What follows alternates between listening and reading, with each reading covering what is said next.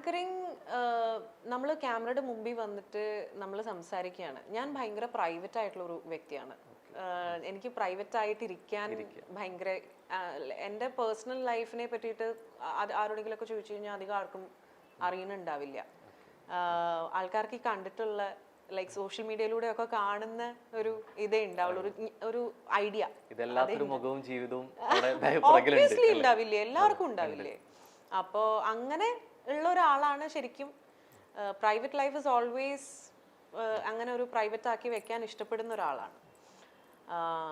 അപ്പോൾ അതുകൊണ്ട് എനിക്ക് റേഡിയോ എന്ന് പറയുമ്പോൾ നമ്മൾ മുഖം കാണുന്നില്ലല്ലോ.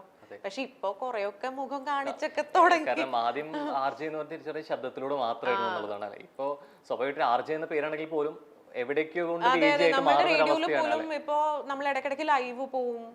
നമ്മളെ എന്തെങ്കിലുമൊക്കെ കാര്യങ്ങള് പുതിയ പുതിയ വാർത്തകൾ വരുമ്പോ അല്ലെങ്കിൽ ആരെങ്കിലും ആയിട്ട് ഇന്ററാക്ട് ചെയ്യുമ്പോ ഗസ്റ്റുകളൊക്കെ വരുമ്പോ നമ്മൾ ലൈവൊക്കെ പോവും. അപ്പം ആൻഡ് വീഡിയോ കോണ്ടന്റിന് ഇപ്പൊ അത്രയും പ്രാധാന്യമുള്ള ഒരു സമയം തന്നെയാണ്.